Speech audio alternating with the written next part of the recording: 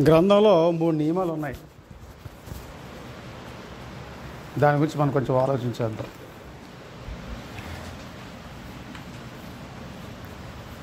గ్రంథంలో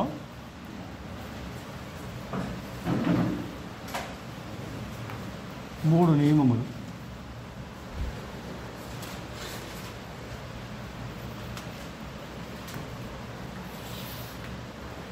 నియమం అంటే లా, లేకపోతే చట్టం. అర్థమవుతుందండి? ఆ 3 నియమాలు మనకి అర్థం అవ్వాలి. మొట్టమొదటి నియమం ఏంటంటే పాప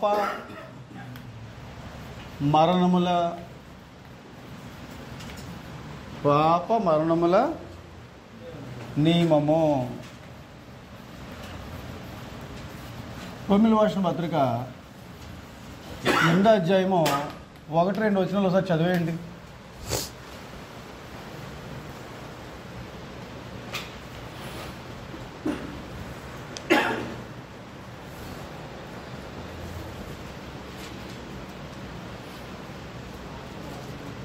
రోమీయుల రాసిన పత్రిక 8వ అధ్యాయం 1-2 వచనాలు చదవండి. అక్కడ ఉన్నాయి 2 మాటలు ఉంటాయి అక్కడ.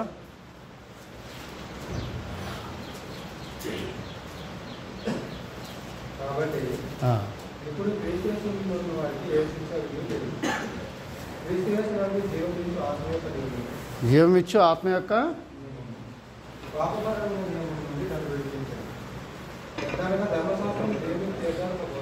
పాప మరణముల నియమం అనే మాట ఉందండి, ఉందా? కాబట్టి ఇక్కడ మీరు ఏం రాసుకుంటారంటే నోట్స్ కావాలి కదా మీకు. ఏదైనా తోటలో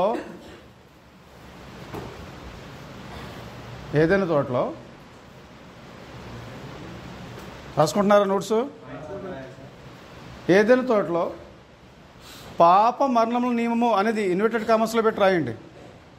ఏదైనా తోటలో పాప మరణముల నియమము అనే ఒక నియమము, పాప మరణముల నియమము అనే ఒక నియమము. ఏదైనా తోటలో పాప మరణముల నియమము అని ఇన్వర్టెడ్ కామర్స్లో పెట్టి అనే ఒక నియమము, బ్రాకెట్లో లా అని రాసి చట్టం అని రాయండి. బ్రాకెట్ క్లోజ్ చేయండి.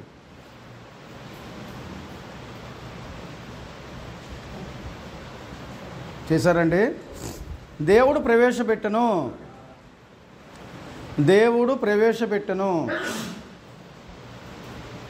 అర్థమైందా? ఏదైనా తోటలో పాప మరణ నియమం అని ఒక నియమాన్ని, ఈ లా లేకపోతే చట్టాన్ని దేవుడు ప్రవేశపెట్టాడు. ఇంకో పాయింట్ రాసుకోండి. పాప మరణముల నియమము అంటే, తర్వాత పాయింట్ రాసుకోండి. పాప మరణముల నియమము అంటే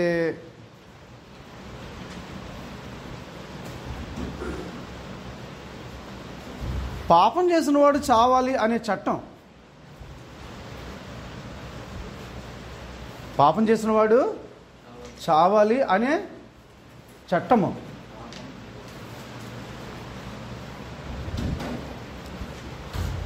పాపం చేసినవాడు చావాలి అనే చట్టం అంటే పాప మరణ నియమం అనే అర్థం. ఆ మాటకి అర్థం కూడా మీకు చెప్పడం జరుగుతుంది. ఆ నియమం ఏంటో మనం రాసుకోండి ఈసారి. మంచి చెడ్డ తెలివినిచ్చు వృక్షఫలం గూర్చి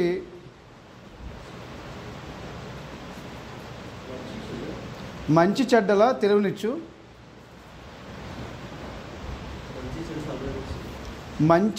తెలివినిచ్చు వృక్షఫలముల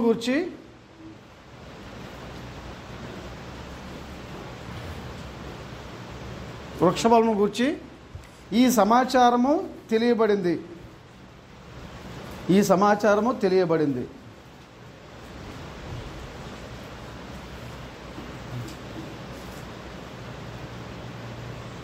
ఆదికాండం 2:17. ఆదికాండం మళ్ళీ చెప్పనా? మంచి చెడ్డలు తెలియనిచ్చు వృక్షఫలముల గూర్చి ఈ సమాచారం తెలియబడింది. ఆదికాండం 2:17 ఎవరినో ఒకరు చదవండి, గట్టిగా చదవండి.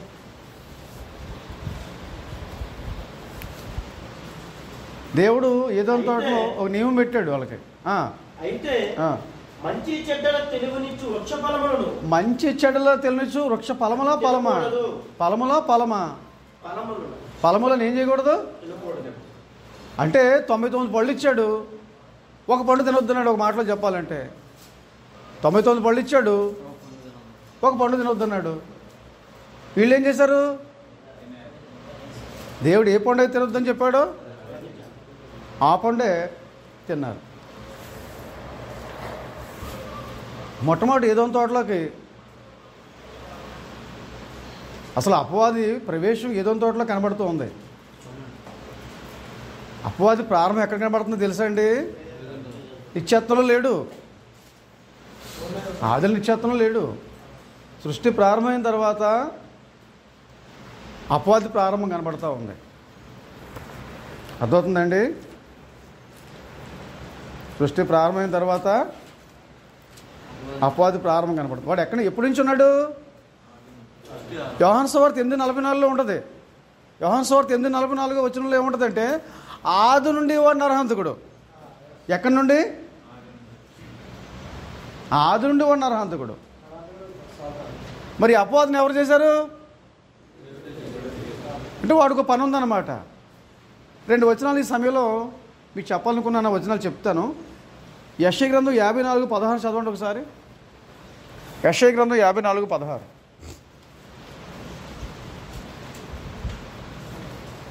ఆలకించుము, నిప్పులుది తన వృత్తికి తగినట్టుగా పనిముట్టు చేయు కమ్మరిని సృజించిన వాడును నేనే, నాశనం చేయుటకై పాడు చేయు వాడిని సృజించు వాడును నేనే. నాశనం చేయడానికి పాడు చేసేవాడు సృజించిన వాళ్ళు ఎవరు? నాశనం చేయడానికి పాడు చేసింది ఎవరు? పాడు చేసేవాడు సృజించింది ఎవరు? అంటే వాడికి పని ఉందన్నమాట. దొరికిందండి వచనం. అపవాదుని కూడా దేవుడే సృష్టించాడు, వాడికి పని ఉంది. వాడు ఏం పని అక్కడ నుంచి అక్కడే ఉంది. యెషయా గ్రంథం 45:7లో చూడండి. యెషయా గ్రంథం 45:7.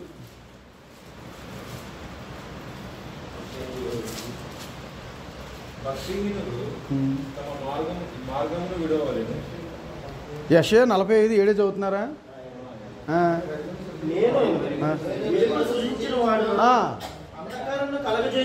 వెలుగుని ఎవరు చేశారు? చీకటిని ఎవరు చేశారు? ఈ చీకటి ఎవరికి సాదృశ్యం? అపవాదికి. దేవుడే చేశాడు. ఊరకనే చేస్తాడు దేవుడు. ఏదైనా చేస్తేనే దేవుడికి ఒక ఉద్దేశం ఉంటుంది కదా. అందును బట్టి ఈ అపవాది ఏదో తోటలోనే కనబడుతున్నాడు. వాడు వచ్చింది మొదట ఎవరి దగ్గరికి వచ్చాడు అనుకుంటాం మనం గ్రంథం చదివినప్పుడు? అవ్వమ్మ దగ్గరికి వచ్చాడా, ఆదం దగ్గరికి వచ్చాడు? మొదట అవ్వమ్మ దగ్గరికి వచ్చాడని అనుకుంటాం మనం. కాదు, ఆదం దగ్గరికి వచ్చాడు మొట్టమొదట. ఎక్కడుందన్నమాట? తిమోతికి రాసిన మొదటి పత్రిక. తిమోతికి రాసిన మొదటి పత్రిక చెప్పండి.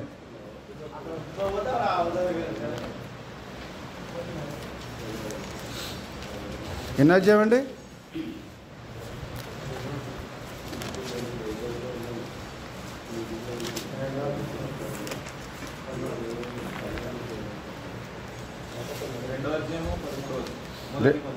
మా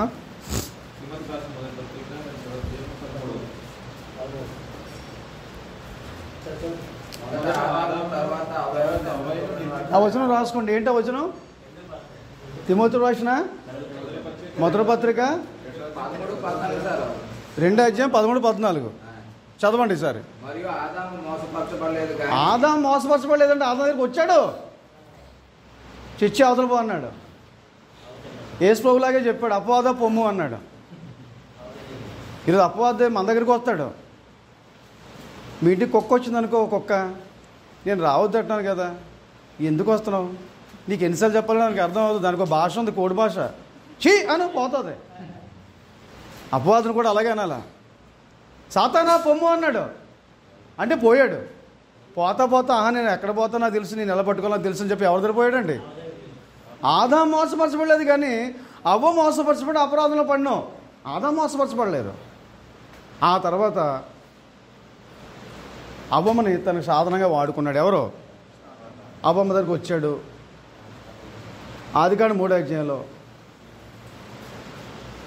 వాడు ఎన్ని అబద్ధాలు చెప్పాడు, ఎన్ని నిజాలు చెప్పాడు చెప్పండి.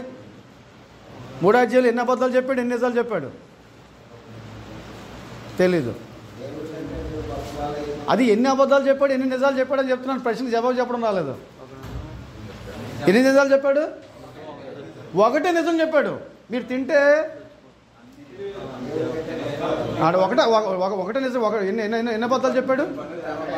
ఒకటే అబద్ధం చెప్పాడు. 3 నిజాలు చెప్పాడండి, ఒకటి అబద్ధం చెప్పాడండి. ఏంటి అబద్ధం? మీరు చావరన్నాడు. చస్తారని దేవుడు చెప్పాడు, ఒక అబద్ధమే చెప్పాడు. కానీ ఎన్ని నిజాలు చెప్పాడు? ఆ మాయ మాటలు ఎవరు పడిపోయారు? అవ్వం పడిపోయింది. మనం అనుకుంటాము అవ్వం వచ్చి ఇదిగో పండుదిగో ఇచ్చేది తినేసాడు అనుకుంటాం మనం. ఇది ఒక రోజు జరిగిన కార్యక్రమం కాదు. ఇద్దరి మధ్య కూడా కుటుంబ తిరస్కారం జరిగింది. కుటుంబ తిరస్కారం వస్తుంది. అది ఎక్కడుంది? యోబు గ్రంథం 8వ అధ్యాయం. యోబట కుటుంబ తిరస్కారం జడిచి చదువుననే వచనం ఎంతో?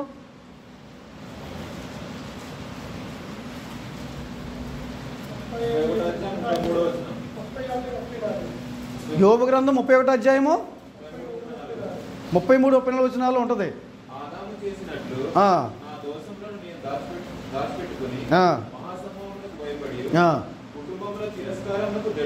కుటుంబ తిరస్కారానికి ఏం చేశాడండి?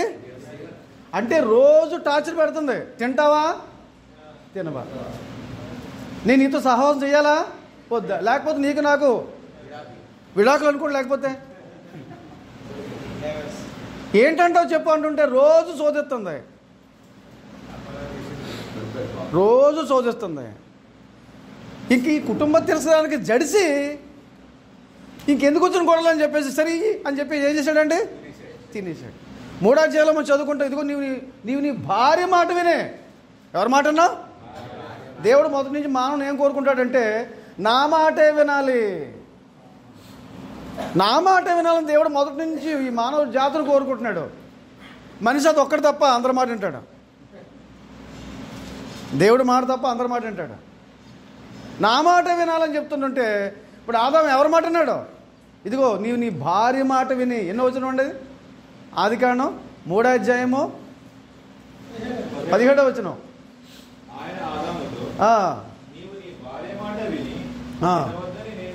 నేను తినొద్దన్న పండు నువ్వేం చేసావు? తింటివి, తిన్నావు నువ్వు. నేను వద్దంటే తిన్నావు నువ్వు. ఎవరిస్తే తిన్నావు? నీ భార్యతో తిన్నావు.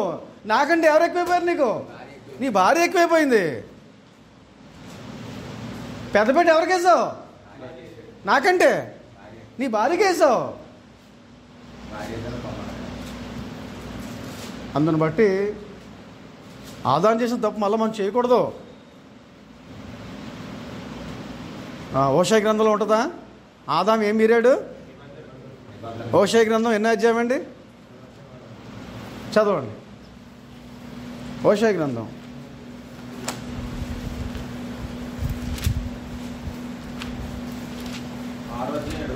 6వ అధ్యాయం 7వ వచనం. అది అలా చెప్పగలగాల.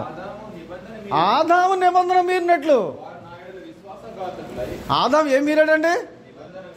దేవుడిచ్చిన ఆజ్ఞ ఏంటి? అన్ని రకాల పళ్ళు మీరు తినొచ్చు ఈ తోటలో మీ ఆహారం తెచ్చుకోవడానికి. కానీ మంచి చెడు తెలిసి చెట్టు పొలాలు మాత్రం తినకూడదు. ఇక్కడ మనం ప్రజలకు కూడా ఒక ఆత్మీయ పాఠం ఎలా చెప్పచ్చు చెప్పమంటారా? నీకు 100 రూపాయలు 90 రూపాయలు నీకు తినడానికి ఇచ్చాడు. ఆ పండు నాదన్నాడు. ఏ పండు? 100 రూపాయల్లో 10 రూపాయలు ఎవరిదని చెప్తున్నాడు? అది నువ్వు తినొద్దు అంటున్నాడు. ఇప్పుడు ఏం చేస్తున్నారు జనం? అది కూడా తినేస్తున్నారు. అది నీది కాదు, నీకు ఇవ్వలేదు నేను తినడానికి. 90 రూపాయలు నీకు ఇచ్చాను తినడానికి. అది నీది కాదు, నాది. నువ్వు తినొద్దంటే దాన్ని కూడా తినేస్తున్నారు. అట్టిపాఠం అర్థమైందా మీకు? చెప్పాలి సంఘంలో. అది నువ్వు తినకూడదు. ఆ రోజు ఆదాంతో అదే చెప్పాడు, నీతో అదే చెప్తున్నాడు. నువ్వు తినొద్దు. అందును బట్టి ఇక్కడ పాపమరణ నియమం ఏంటంటే, పాపమరణ నియమము ఎలాగుంటుందంటే, అలా రాసుకున్న మాట ఈసారి. పాపమరణ నియమము ఎలాగుంటుందంటే ఆ మాట రాసుకోండి. పాప మరణం నియమం ఎలాగుంటుందంటే ఆజ్ఞ ప్లస్ అతిక్రమము, ఆజ్ఞ ప్లస్ అతిక్రమము, పాపము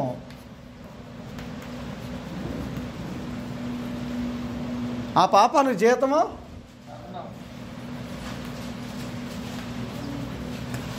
రాసుకున్నారా పాయింట్? పాప మరణం నియమము ఎలాగుంటుందంటే అని రాసుకున్నారా? రాసుకుని ఈ పదం రాయండి. ఆజ్ఞ ప్లస్ అతిక్రమము పాపము, పాపం వల్ల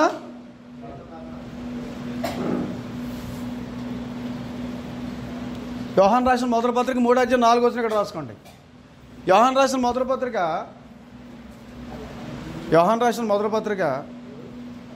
3:4 పాపం చేసే ప్రతివాడు దేవుని ఆజ్ఞను అతిక్రమిస్తాడు. ఆజ్ఞను అతిక్రమే పాపం.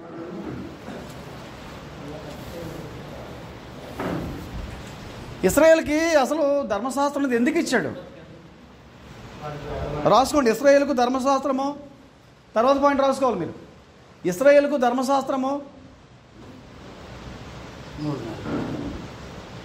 ఇశ్రాయేలుకు ధర్మశాస్త్రము అనుగ్రహించబడుటకు మొదటి కారణము, ఇశ్రాయేలుకు ధర్మశాస్త్రము అనుగ్రహించబడుటకు ఇది కట్టండి. ఇశ్రాయేలుకు ధర్మశాస్త్రము అనుగ్రహించబడుటకు మొదటి కారణము పాప మరణముల నియమము నుండి తప్పించుకోవడానికి, పాప మరణముల నియమము నుండి తప్పించుకోవడానికి.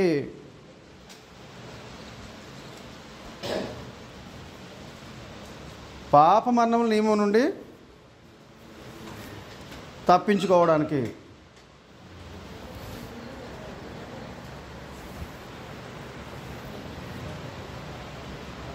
రాశారా?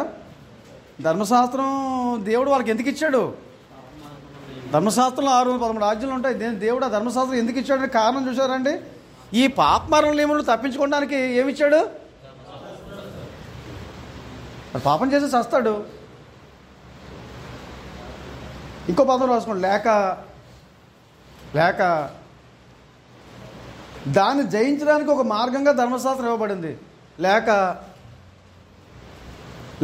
దాన్ని జయించడానికి, దాన్ని అంటేనే అది, లేక దాన్ని జయించడానికి ఒక మార్గంగా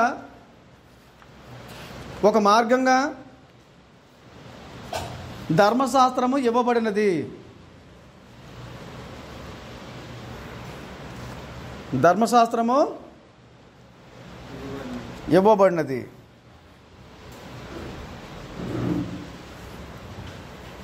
ఇప్పుడు మనం ఒక నియమం గురించి ఆలోచన చేసాం. ఏంటంటే నియమం? పాప మరణముల నియమము. పాప మరణముల నియమము. ఈ నియమాన్ని ఎవరిచ్చారు? ఈ చట్టం ఎవరిచ్చారు? ఇంకా వాళ్ళకి ధర్మశాస్త్రం ఇవ్వకముందు ఒక నియమం ఉంది, ఒక లా ఉంది, ఒక చట్టం ఉంది. ఆదాము ఏం చేశాడు? చట్టాన్ని అతిక్రమించాడు. పాపమరణ నియమం. అయితే ఈ పాపమరణ నియమం నుండి వీరిని తప్పించాలి. లేక ఈ పాపమరణాల నియమాన్ని జయించడానికి ఒక ఆలోచన చేశాడు దేవుడు. ఏం ఆలోచన చేశాడంటే మరొక నియమం ఇచ్చాడు. దాన్ని ఏమన్నారంటే నీతి కారణమగు నియమము. నీతి కారణమగు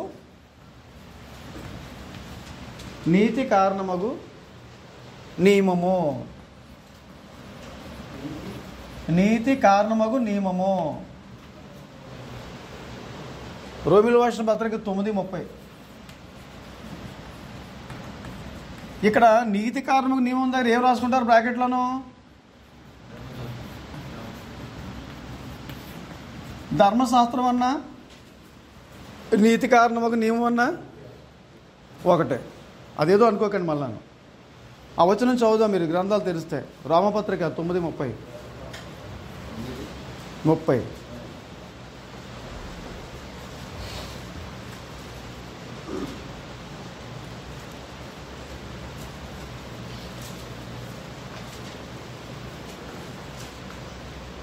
ధర్మశాస్త్రాన్ని అది చెప్పండి, నేను నోట్ చెప్తాను, ముందే చదివేయండి, వచ్చిన చదివేయండి. రోమిలి వార్షిక పత్రిక 9:30 చదవండి. నేను గట్టిగా ఎవరు అయితే మనం ఏమందుము, నీతిని వెంటాడని అన్యజనులు నీతిని అనగా విశ్వాస మూలమైన నీతిని పొందిరి. అయితే ఇశ్రాయేలు నీతి కారణమైన నియమములను వెంటాడినను ఏంటి నియమములు అందుకొనలేదు. ఏ నియమం ఉంది?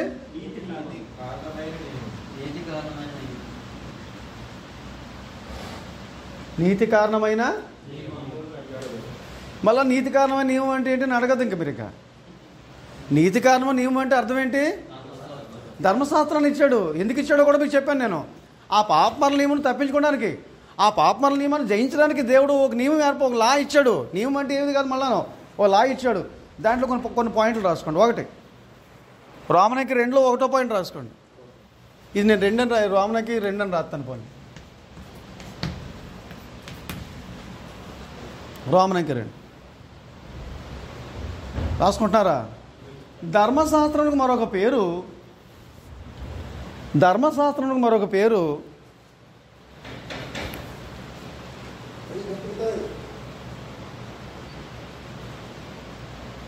ధర్మశాస్త్రములకు మరొక పేరు నీతి కారణమగు నియమము. అక్కడ ఎలా ఉంది గ్రంథంలో చూడండి, ఎలా ఉంది? నీతి కారణమైన ఉందా? అలాగనే నీతి కారణమగు నియమం, లేకపోతే నీతి కారణమైన నియమం అని రాయండి. మళ్ళీ బ్రాకెట్లో లా అని రాసి చట్టం అని రాయండి. నియమం అంటే ఏంటో మళ్ళీ మీరు బ్రాకెట్లో లా అని రాసి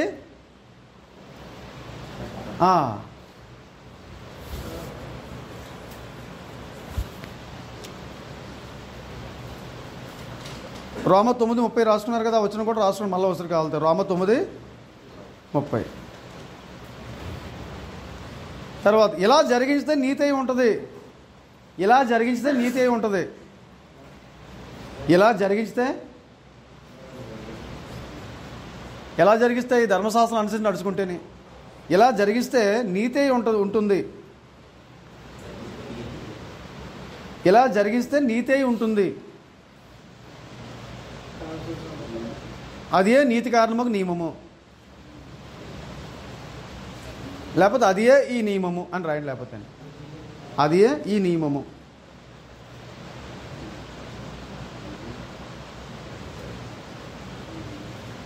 ఇంకో పాయింట్ రాయండి. మానవులు ఇలా జరిగించకపోతే నీతి అయి ఉంటుంది, అదే ఈ నియమము. ఇందాక చెప్పిన పాయింట్ అడిగారు కదా, ఇలా జరిగించకపోతే నీతి అయి ఉంటుంది, అదే ఈ నియమము.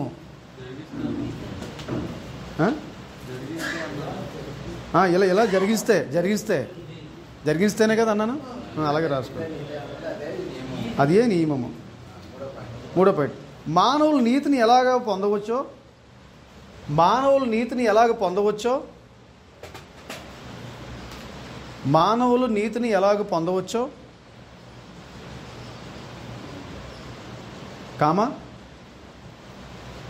మానవులు నీతిని పొందే తీరు వివరించబడింది. మానవులు నీతిని పొందే తీరు వివరించబడింది. మళ్ళీ చెప్పనా? మానవులు నీతిని ఎలాగ పొందవచ్చో, మానవులు నీతిని ఎలాగూ పొందవచ్చో, మానవులు నీతిని పొందే తీరు, మానవులు నీతిని పొందే తీరు వివరించబడింది.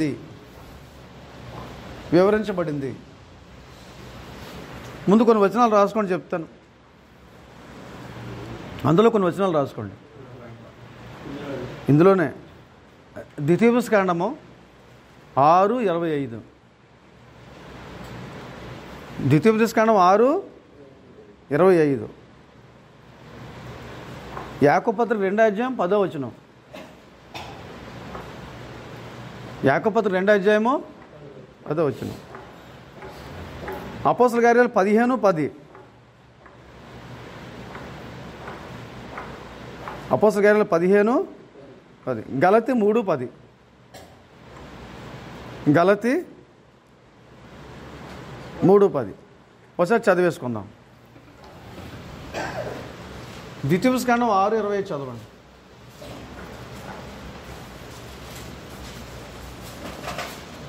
ఇలాంటి బైబిల్ వాడకండి, ఉన్నకాళ్ళు కూడా పోతాయి. పెద్దవి వాడుకో, కొద్ది కాలం ఉండేవాడు. మన దేవుడైన యెహోవా మనకు ఆజ్ఞాపించినట్లు సన్నిధిని ఈ సమస్తమైన ఆజ్ఞలను అనుసరించి మనం నడుచుకున్నప్పుడు మనకు నీతి కలుగును. నీతి ఎలా వస్తుందని చెప్తున్నాడు, అర్థమైందండి అక్కడ. మళ్ళీ చదవండి ఒక మాట. మన దేవుడైన యెహోవా మనకు ఆజ్ఞాపించినట్లు ఆయన సన్నిధిని, మన దేవుడైన యెహోవా మనకు ఆజ్ఞాపించినట్లు ఆయన సన్నిధిని ఈ సమస్తమైన ఆజ్ఞలను అనుసరించి, ఈ సమస్తమైన ఆజ్ఞలు ఏం చేయాలి మీరు అనుసరించి మనం నడుచుకోవాలా. సమస్తమైన ఆజ్ఞలు అనుసరించి నడుచుకోవాలా, అప్పుడు నీతి కలుగుతుంది. ఎన్ని ఆజ్ఞలు ఉన్నాయి ఏంటంటే అందులో 603 ప్లస్ 10 ఆజ్ఞలు =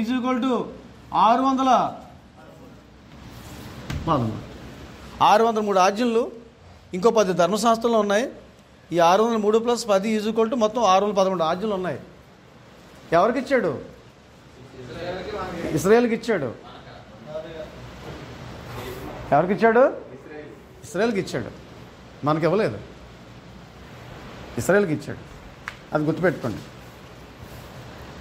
ఇప్పుడు ఈ 611 ఆజ్ఞలు ఎలాంటివంటే,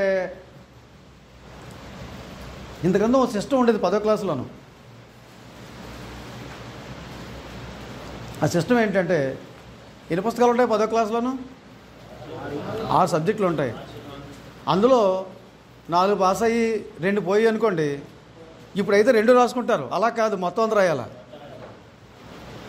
5 పాస్ అయ్యి 1 ఉండిపోయింది అనుకోండి, ఫెయిల్ అయినట్టే లెక్క. ఈ ధర్మశాస్త్రం కూడా అలర్ట్ సిస్టమే. 613 ఆజ్ఞల్లో 612 పాటించేసి 1 కానీ పాటించలేకపోయాడు అనుకో, ఫెయిల్ అయిపోయినట్టే. ఇది కష్టమైందా సులువైంది చెప్పండి దీన్ని బట్టి. మరి ఇప్పుడు 6 సబ్జెక్టుల్లో అందులో 1 పోయినా సరే మొత్తం అంతా రాయాలని కూర్చుంటే వీళ్ళకి చదువులు మానేస్తారు. నాకు తెలిసిన మట్టుకి ఎవడు రాస్తాడు రా అని. అలాగే ఉండేదండి. 7th కూడా అలా ఉండేదండి.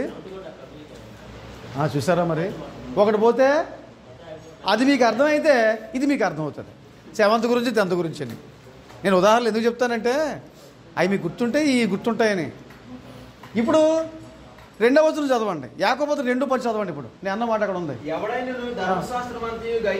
ఎవడైనా ధర్మశాస్త్రం అంతా గైకొని ఒక్క ఆజ్ఞ విషయంలో తప్పిపోతే,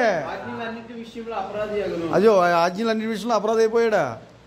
ఒక్క ఆజ్ఞ విషయంలో తప్పిపోతే ఏమైపోయాడు? ఇప్పుడు అతను ఫెయిల్ అయిపోతున్నాడు. అందుకే అపోస్తల కార్యాలు 15:10 అదేమని చెప్పాడంటే, దీన్ని మన పితరులైనను, ఇక్కడ పితరులు అంటే ఎవరు? ఇశ్రాయేల్. Very good. పితరులు అంటే మళ్ళీ అబ్రహాము ఇస్సాకు యాకోబులు కాదు. మన పితరులైనను మనమైనను. నేను కాడి గురించి కొన్ని మాటలు చెప్పాను. కొత్తగా పనికి పెట్టినటువంటి ఆ కోడిదోడ ఏం చేస్తుంది? అది మొయ్యదు, బహు ఇబ్బంది పెడుతుంది కదండి. దానికి చేత కాలేదు, అలవాట్లేదు. అది మంచి మాట చెప్పారు, అలవాట్లేదు దానికి. ఈ కాడి మోసేది ఏంటి చెప్పండి? ఎద్దు ఏం చేస్తుంది? కాడి మోస్తుంది. ఇక్కడ ఈ 611 ఆజ్ఞల్ని దేంతో పోల్చాడంటే, సహోదరులారా, బరువు అయిన కాడంట. ఉందా అక్కడ మాట? అంటే ఈ కాడిని, ఈ ధర్మశాస్త్రం ఎంతకాలం చెప్పండి? ధర్మశాస్త్రం ఎంతకాలం? పితరులకు ఎంతకాలం? పితరులకు 2500 సంవత్సరాలు. ధర్మశాస్త్రం ఎంతకాలం? 1500 సంవత్సరాలు. అంటే ఇది ఎంతకాలం ఇలాగా? ఈ 1500 సంవత్సరాల్లో కూడా ఈ కాడి నేను మోత్రానికి వస్తానంటాడు, పడిపోయాడు. పడిపోయాడు. అంటే ఎవరి వల్ల? సాధ్యం కావట్లేదు. ఎందుకంటే ఈ 613 ఆజ్ఞల్లో అందులో ఒక్కటి ఫెయిల్ అయినా సరే అంతా ఫెయిల్ అయిపోయినట్టే. అందుకే దీన్ని ఏమన్నాడు? బరువైన కాడి, బరువైన కాడి. అయినా సరే ఈ నియమాన్ని ఎవరిచ్చారు? ఇందాక మనం ఏం చదువుకున్నాం? ఈ ధర్మశాస్త్రాదులు నడుచుకుంటే మీకు నీతి కలుగుతుంది. మరి నడుచుకుంటారా బాబు అంటే నడుచుకుంటున్నారు వీళ్ళు, మోయలేకపోతున్నారు. దావీదు మోద్దాం అనుకున్నాడు, ఏం చేశాడు? ఆ స్నానం చేస్తున్న స్త్రీని చూసి పడిపోయాడు. పడిపోయాడా? ఇలా భక్తులందరూ కూడా పడిపోయిన వాళ్ళే, అందరూ పడిపోయిన వాళ్ళే. అంటే ఈ 613 రాజ్యులు అక్షరాల ఎవ్వరూ చేయలేకపోయారండి, ఎవరి వల్ల కావట్లేదండి. ఏమండి, యోసేపు పడిపోయాడంటే మానవ బలహీనతలు ఏదో ఉంటాయి ఆయనకు. ఆ యోసేపు ఎందుకు వస్తాడో చెప్పండి, నాకు అర్థం కావట్లేదు. మీరు అడిగారు కానీ ప్రశ్న అంటే యోసేపు ధర్మశాస్త్రానికి సంబంధించినోడా? యోసేపు ఎందుకు వస్తాడు చెప్పండి అక్కడికి? రానుని తీసుకొస్తున్నారు మీరు. యోసేపు ధర్మశాస్త్రానికి సంబంధించినోడా చెప్పండి? Bible answer to the Bible జవాబు ఏంటి? సరే యోసేపు సంగతి పక్కన పెట్టండి, యోసేపు నీతిమంతుడే. యోసేపు సంగతి, అబ్రాహాము సంగతి, ఇస్సాకు సంగతి, యాకోబు సంగతి అంతా పక్కన పెట్టండి. మనం ఏ గురించి మాట్లాడుకుంటున్నాం? యోబు అంటారు మళ్ళీ. యోగానికి సంబంధించినాడు. యోబు కూడా పితరులకు సంబంధించిన వాళ్ళు, వాళ్ళలో కూడా లోపాలు ఉంటాయి. అర్థమైందండి? వాళ్ళలో కూడా మానవ బలహీనతలు ఉంటాయి. అర్థమవుతుందండి? అయితే వాళ్ళకి ధర్మశాస్త్రం ఇవ్వలేదు. యోబు కూడా ధర్మశాస్త్రానికి సంబంధించినవాడు కాదు, పితరుల యోగానికి. అబ్రహాం సమకాలికుడు యోబు అంటేనే. ఆ యోబు గ్రంథం మనం టచ్ చేయట్లేదు కాబట్టి మీకు అర్థం అవ్వట్లేదు. తర్వాత ఇంకో వచనం చెప్పినట్టుకున్నాను, గలతీ పత్రిక 3వ అధ్యాయము 10 కూడా చదివేయండి. అక్కడే ఉంది. ధర్మశాస్త్రం విధించిన క్రియలకు సంబంధులందరూ సాంఖ్యంకు లోనై ఉన్నారు. ఎందుకనగా ధర్మశాస్త్ర గ్రంథమందు రాయబడిన విధులన్నీ చేయట్లేదు నిలకడగా ఉండని ప్రతివాడిని శాపగ్రస్తుడు. వాడు శాపగ్రస్తుడు అయిపోతాడు. కొన్ని పాటించినంటే కుదరదు. కొన్ని పాటించినంటే కుదరదు. అందును బట్టి ఈ ధర్మశాస్త్రం అంతా గ్రంథంలో ఏ పుస్తకాలు ఉందో ఎవరైనా చెప్పండి నాకు కొంచెం. ఈ ధర్మశాస్త్రం ఏ పుస్తకాల్లో ఉంది చెప్పండి. నిర్గమకాండంలో ఉంది. ఇంకా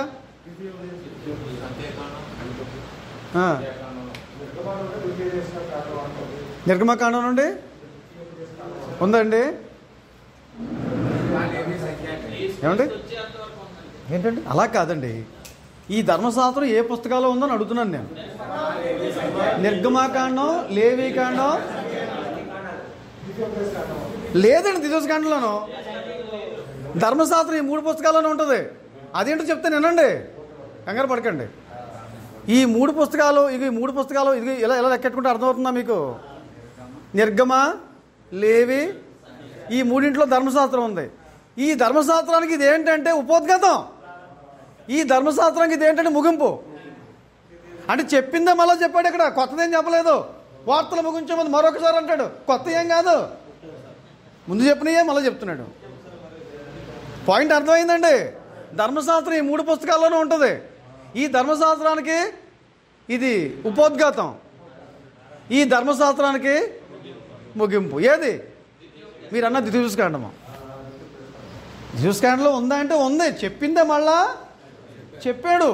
కానీ ధర్మశాస్త్రం ఎందులో ఉందని అడిగితే మీరు ఏం రాసుకోవాలా? ఆ పాయింట్ చెప్తాను, రాసుకోండి. అయితే నిర్గమ రాయండి. మరి నిర్గమ కామ, లేవి కామ, సంఖ్యాకాండములలో నిర్గమ, లేవి, సంఖ్యాకాండములలో నిర్గమ, లేవి, సంఖ్యాకాండములలో ధర్మశాస్త్రము గుప్తపరచబడి ఉంది. గుప్తపరచబడి ఉంది.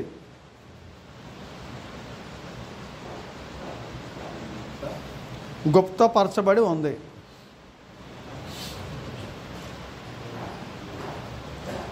అర్థమైందండి పాయింట్? నేను చెప్తున్న పాయింట్లో ధర్మశాస్త్రం ఏ పుస్తకాలు ఉందంటే ఇప్పుడు అర్థమైందా? పాయింట్ కూడా చెప్పాను, రాసుకున్నారు. తర్వాత ఇంకో పాయింట్, ధర్మశాస్త్రం లేక నీతి కారణం ఒక నియమము ఈ 3 ఉంది అని రాయండి. మళ్ళా ధర్మశాస్త్రము లేక నీతి కారణం ఒక నియమము ధర్మశాస్త్రము లేక నీతి కారణమగు నియమము ఈ మూడింట్లో ఉంది అని రాయండి. ఏ మూడింట్లో? అది నిర్గమ, లేవి, సంఖ్య. మళ్ళీ చెప్పనా? ధర్మశాస్త్రము లేక నీతి కారణమగు నియమము. ధర్మశాస్త్రం లేక అంటే అర్థం ఏంటి? ధర్మశాస్త్రము లేకపోతే దానికి మరో పేరు నీతి కారణమగు నియమము ఈ మూడింట్లో ఉంది. ఏ మూడింట్లో ఉంది? నిర్గమలో ఉంది, లేవిలో ఉంది, సంఖ్యాకాండలో.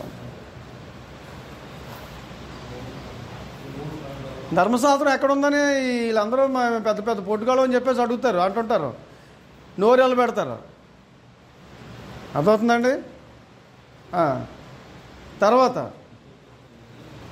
ఇక్కడ మీకు నేర్చుకునే పాఠం రెండో పాయింట్ మీకు అర్థమైతే, ఈ పాపమరల నియమం నుండి తప్పించుకోవడానికి లేక ఈ పాపమరల నియమాన్ని జయించడానికి దేవుడు ఏమిచ్చాడు చెప్పండి? ఇది వారికి చేతగా లేదు పితల యుగంలో. ఇక ధర్మశాస్త్ర యుగంలో వీళ్ళు ఏమైనా చేస్తారని చూస్తే వీళ్ళు కూడా ఏమయ్యారు చెప్పండి? వీళ్ళు మొదలైపోయారు. ఎవరి వల్ల కావట్లేదు, భక్తుల వల్ల ఎవరి వల్ల కావట్లేదు, అందరూ పడిపోతున్నారు. దేవుడు మళ్ళా ఇంకో నియమాన్ని ఇవ్వాలనుకున్నాడు, అదే మూడో నియమం. అది కూడా చేయలేకపోతే ఏం చేస్తాడండి? ఇంకో నియమం ఇస్తాడని మళ్ళీ అన్నారు కనుక ఇక మళ్ళీ ఇచ్చే నియమం కాదు అది, అదే లాస్ట్ అండ్ ఫైనల్. ఇంకో నియమము లేదు, అదే లాస్ట్. ఇంకా ఇప్పుడు ఈ నీతి కారణం నియమాన్ని జయించడానికి లేక నీతి కారణం నియమం నుండి విడుదల పొందడానికి మరొక నియమాన్ని ఇచ్చాడు. సరే మీరు ఇది మొయ్యలేకపోతున్నారా, ఇంకో నియమాన్ని ఇస్తానని చెప్పేసి ఇచ్చాడు. దాన్ని ఏమన్నాడంటే ఇందాక మనం చదివాం, రోమపత్రిక 8వ అధ్యాయము 1-2 వచనాలు రాసుకోవాలా. 3వ రోమనకి 3 ఏం రాసుకుంటారంటే జీవమునిచ్చు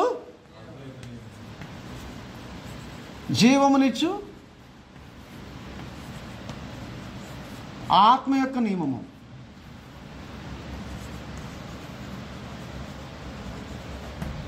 రోమపత్రిక 8వ అధ్యాయము 1-2 వచనాల్లో అక్కడ 2 మాటలు ఉన్నాయి. పాపమరల నియమం అనే మాట ఉంది, జీవమునిచ్చు ఆత్మక నియమం అనే మాట 2 మాటలు అక్కడ ఉంటాయి. మీరు జాగ్రత్తగా చదివితే అర్థమవుతుందండి. నియమం అంటే మళ్ళీ ఏంటండి? లా.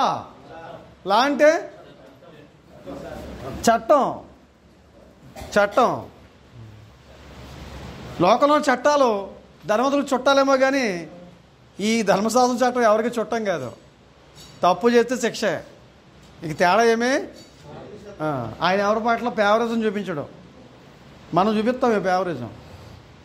అలాంటి ఫేవరిజాలు కుదరవు అక్కడ. రోమపత్రిక 8వ అధ్యాయం 1-2 వచనాలు రాసుకున్నారా? ఈ చట్టం ఇంకో వచనం ఏంటంటే మత్తయి సువార్త 11వ అధ్యాయము 29-30 వచనాలు రాసుకోండి.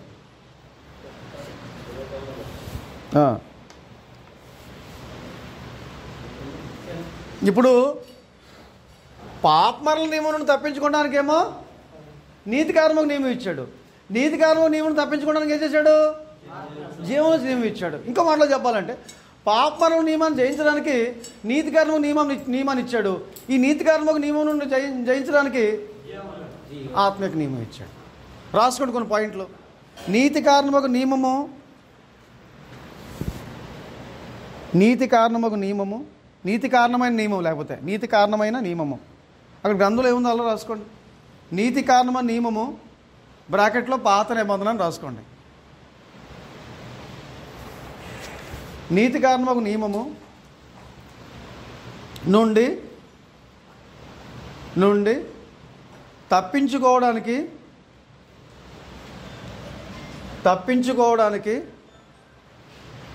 కట్టండి అదొక సెల్ఫం. నీతి కారణమగు నియమము బ్రాకెట్లో పాత నిబంధన నుండి తప్పించుకోవడానికి లేక దాన్ని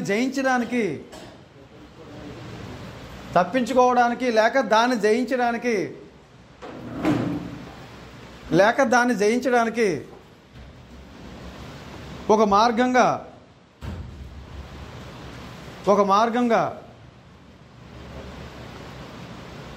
జీవనిచ్చు ఆత్మిక నియమము ఇవ్వబడింది. జీవమునిచ్చు ఆత్మ యొక్క నియమము ఇవ్వబడింది. జీవమునిచ్చు ఆత్మ యొక్క నియమము ఇవ్వబడింది. అదేంటండి? అది క్రొత్త నిబంధన. బ్రాకెట్లో క్రొత్త నిబంధన రాసుకోండి. బ్రాకెట్లో క్రొత్త నిబంధన రాసుకోండి.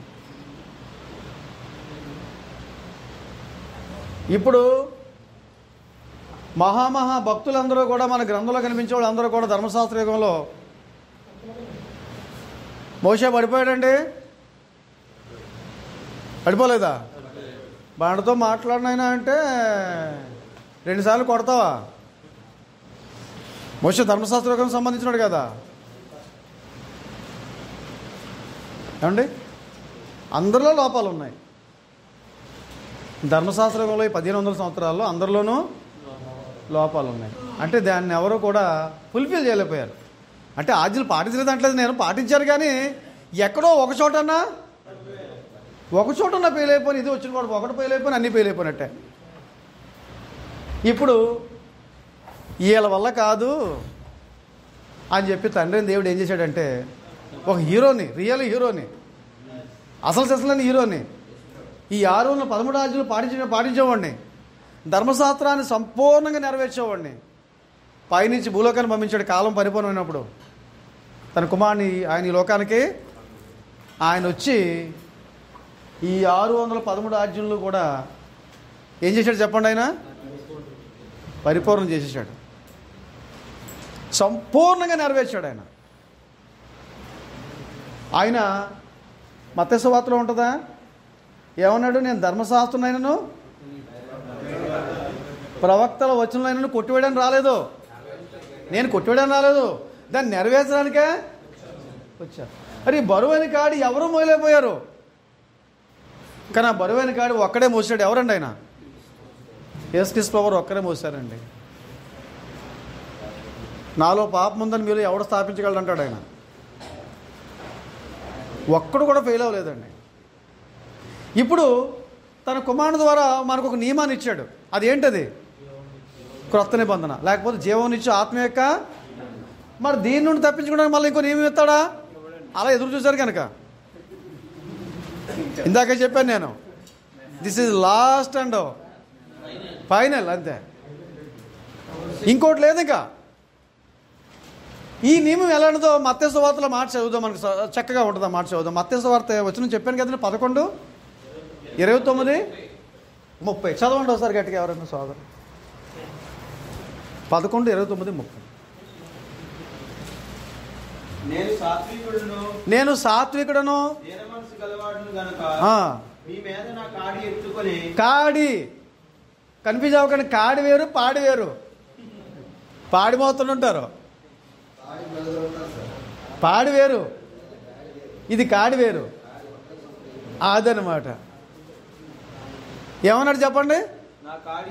నా కాడి మీరు ఎత్తుకోండి, నా ఎద్దు నేర్చుకోండి. నా కాడి ఎలాంటిది? సగం నువ్వు చదువుతావు, సగం మీ అన్నయ్య చదువుతాడు. పూర్తిగా చదువునేనా? అప్పుడు మీ ప్రాణం విశ్రాంతి దొరికిన నా కాడి సులువైంది, నా భారం. నా కాడి ఏదా? కాడి నా కాడి సులువైంది. ఇప్పుడు ఎద్దుల్ని మేకల్ని ధనవంతులు అర్పించాల. ఇప్పుడు ఎద్దుల్ని మేకలు మనం అర్పించగలమంటే అంత స్తోమత మనకు ఉందండి? ఎద్దు ఎంత? మళ్ళీ ఎలాంటి ఎద్దులు ఇవ్వాలి? మళ్ళీ లోపల ఎద్దులు ఇవ్వాలి. కనీసం ₹1,00,000 పట్టుకుంటే కానీ లోపల ఎద్దు రాదండి. ఒకటి ₹1,00,000 తక్కువ రాదు. మంచిది కావాలంటే కనీసం 1,00,000 దాటే పెట్టాలి. ఇప్పుడు ఎద్దులు ఎత్తున్నాం మనం ఏ విత్తనం చెప్పండి? హోషేయ 14:1 ప్రకారంగాను. హోషేయ 14:1 ఎద్దుల బదులు ఏ విత్తనం చెప్పండి? సరే చూసి చెప్పండి. హోషేయ 14:1. హోషేయ 14. ఎద్దుల బదులుగా ఏ విత్తనాన్ని మనం ఎద్దులను ఇవ్వట్లేదు. 14:1.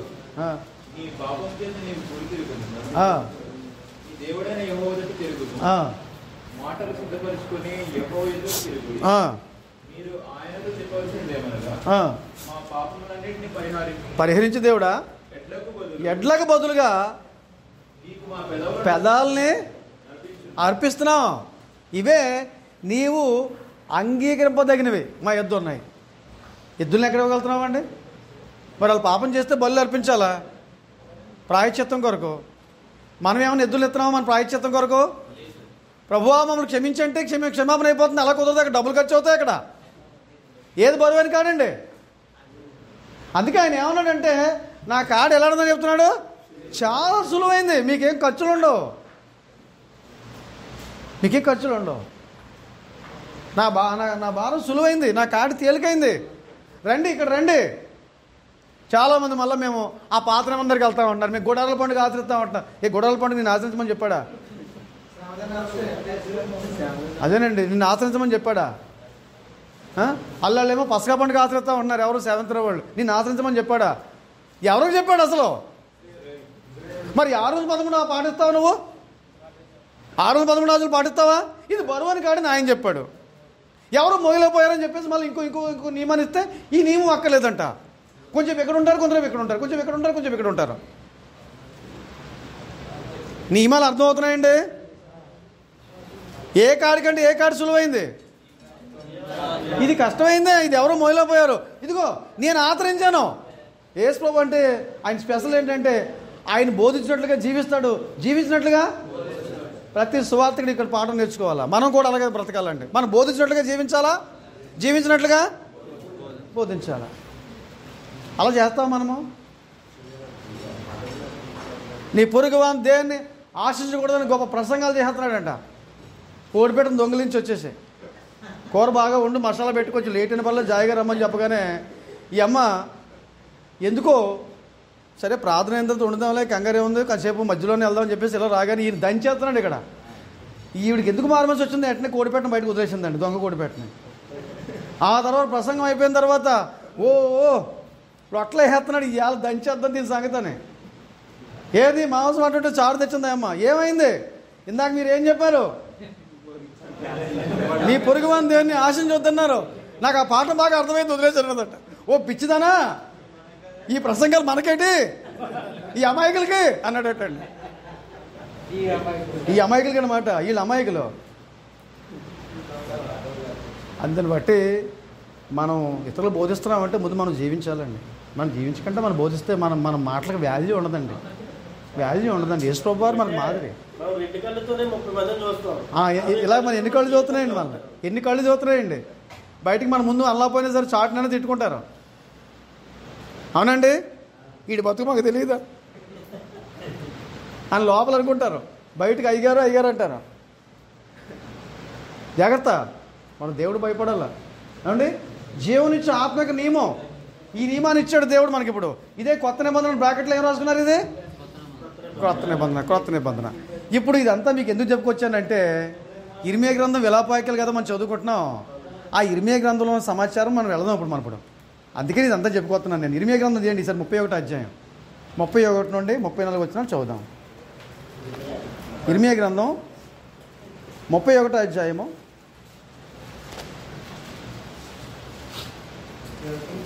31 వచనం తీయండి.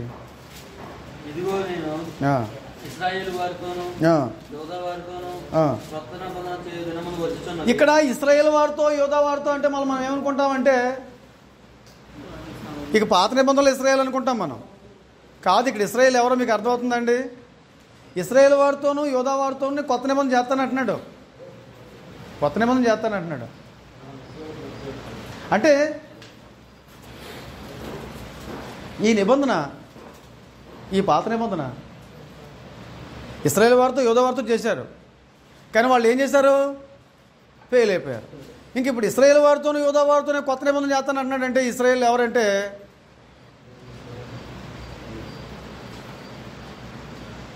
మనం కొత్త నిబంధన ఇశ్రాయేల్ని. ఎవరండి మనము? గలతీ పత్రిక 6:16 మాట ఉంటుంది చూడండి.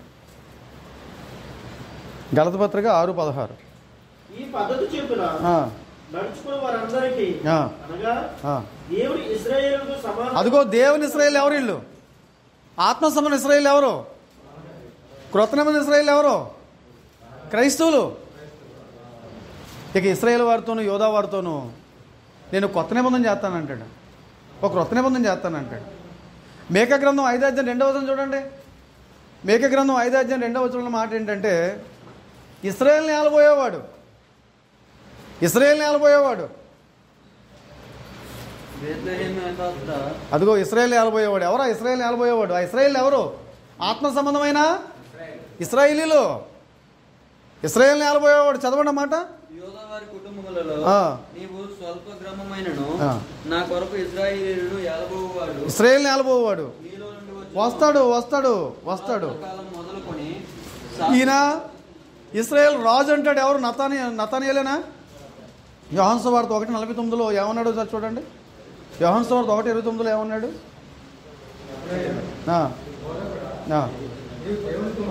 నీవు దేవుని కుమారుడు, ఇశ్రాయేల్ రాజు. ఎవరా ఇశ్రాయేలీలు? మళ్ళాను ఆత్మ సంబంధమైన ఇశ్రాయేల్ రాజు అయినా ఆత్మ సంబంధం ఇశ్రాయేల్ గురించి మాట్లాడుతున్న సందర్భం ఇది.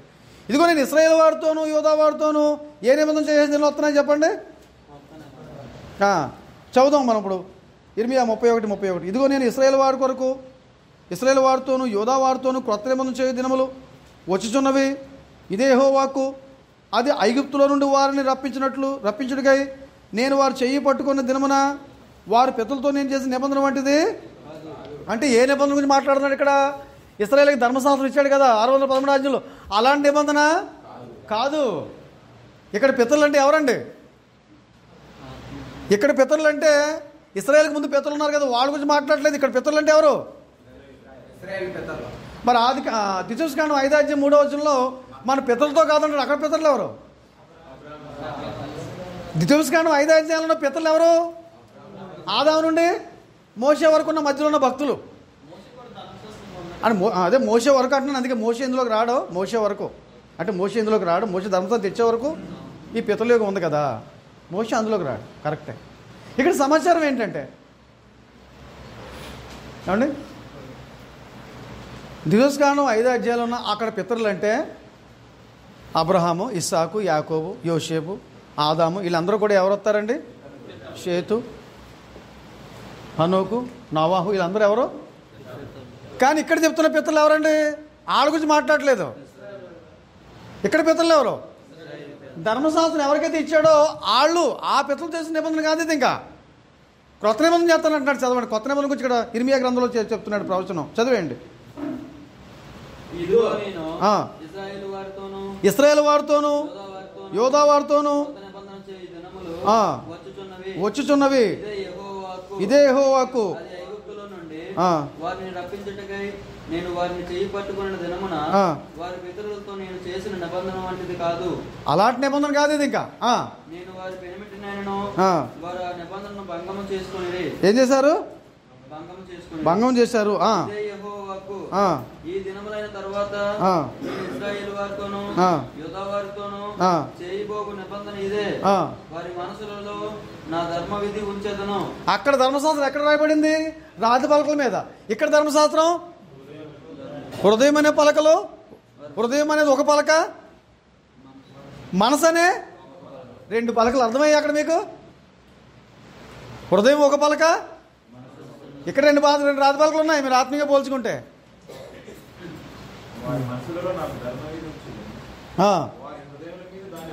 హృదయాల మీద రాస్తాను అంటున్నాడు. ఆ తర్వాత ఇదే సమాచారం ఎక్కడ ఉంటుంది చెప్పండి? కొత్త నిబంధనలో హెబ్రీ పత్రిక 8:6-13 ఆ వచనాలు కూడా రాసుకోండి. ఇర్మియా గ్రంథం 31, 34 వచనాలు రాసుకున్నారా? దాని తిన్నగా హెబ్రీ పత్రిక 8:6-13 రాసుకోండి. ఈయన అయితే ఇప్పుడు మరి ఎక్కువైన వాగ్దానములను బట్టి నియమింపబడిన మరి ఎక్కువైన నిబంధనకు మధ్యవర్తి అయి ఉన్నాడు గనక మరి శ్రేష్టమైన సేవకత్వము పొంది ఉన్నాడు. 8:6 చదువుతున్నారా? ఆ తర్వాత 8వ వచనం. అయితే ఆయన ఆక్షేపించి వారితో ఇలా చెబుతున్నాడు, ప్రభు ఇట్లనెను, ఇదిగో ఒక కాలము వచ్చుచున్నది, అప్పట్లో ఇశ్రాయేలు ఇంటి వారితోనూ యోధా ఇంటి వారితోనూ నేను క్రొత్త నిబంధన చేయుదును. ఎవరితో చేస్తానండి? ఇశ్రాయేల్ ఇంటి వారితోనూ యోధా ఇంటి వారితోనూ. అది నేను ఐగుప్తు దేశం నుండి వీరి పితరులను వెలుపులకు రప్పించుటకై వారిని చేయి పట్టుకున్న దినమున వారితో నేను చేసిన నిబంధన వంటిది కాదు. ఏమనగా వారు నా నిబంధనలో నిలువలేదు కనుక. ఎందుకు నిలవపోయారండి? అది బరువైన కాళ్ళలాగా ఉంది. నేను వారిని అలక్ష్యం చేసినని ప్రభువు చెప్పుచున్నాడు. ఆ దినములైన తర్వాత ఇశ్రాయేలు ఇంటి వారితో నేను చేయబోవు నిబంధన ఏదనగా వారి మనసులో నా ధర్మ విధులు ఉంచేదను, వారి హృదయముల మీద వాటిని వ్రాయుదును. ఎక్కడండి మనసు? మనసు ఒక పలక, అక్కడ 2 రాతి పలకలు ఉన్నాయి, ఇక్కడ 2 రాతి పలకలు ఏంటి చెప్పండి?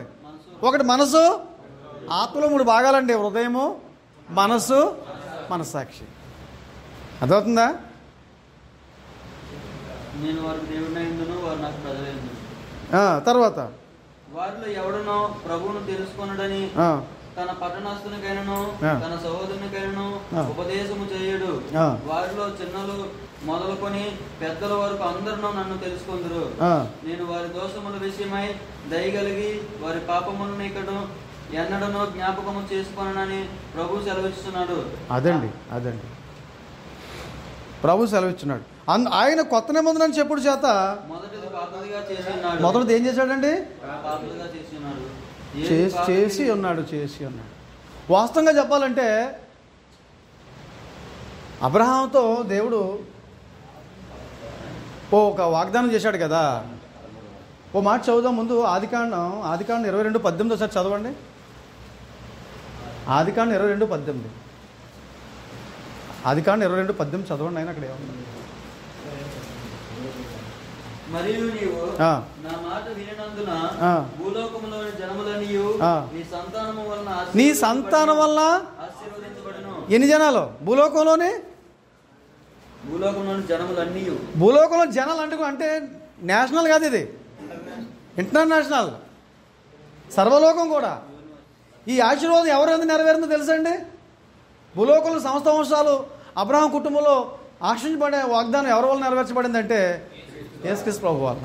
ఆ మాట మనం ఎక్కడ ఉంటుందంటే అపోస్తల కార్యాలు 3:25 చూడండి. ఆ మాట ఉంది. అపోస్తల కార్యాలు 3:25 కూడా రాసుకోండి, మీరు చదవండి. అపోస్తల కార్యాలు 3:25. ఆ ప్రవక్తలను దేవుడు అబ్రహాముతో నీ సంతానమందు భూలోక వంశములన్నీయు ఆశీర్వదింపబడునని చెప్పి అదే మాట నేను గుర్తు చేస్తూ మీ పితరులతో చేసిన నిబంధనకును మీరు వారసులై ఉన్నారు. దేవుడు తన సేవకును పుట్టించి మీలో ప్రతివానిని వాని దుష్టత్వము నుండి మళ్లించుట వలన మిమ్మల్ని ఆశీర్వదించుటకు ఆయనను మొదట మీ యొద్దకు పంపినని చెప్పాను. అది యేసు ద్వారాగా వాగ్దానము నెరవేర్చబడింది. మత్తయి 1:1 ఏముంటుందండి? దావీదు కుమారుడు అబ్రహాం కుమారుడైనా అక్కడ ఏముందండి? అబ్రహాం కుమారుడు దావీదు కుమారుడైనా. అది ఎక్కడి నుంచి ఎవరు వచ్చారో అర్థమైందండి. ఇప్పుడు ఎవరి నుంచి ఎవరిలో వచ్చారో అర్థమైందండి. ఇప్పుడు ఈ ఇశ్రాయేలుకి ఇచ్చిన ఒకవేళ ఆ ధర్మశాస్త్రం ఇప్పుడు మనకి ఎలా వర్తిస్తుందని ఆలోచన చేస్తే మనం ఇశ్రాయేలు కాదు కదా, మనం యోధావారం కాదు కదా, మనం అన్యజనులమే. ఇప్పుడు ఒక వచనం చదివితే మీకు క్లియర్ అవుద్ది. అపోస్తల కార్యాలు 2:39 తీయండి ఈసారి. అపోస్తల కార్యాలు 2:39.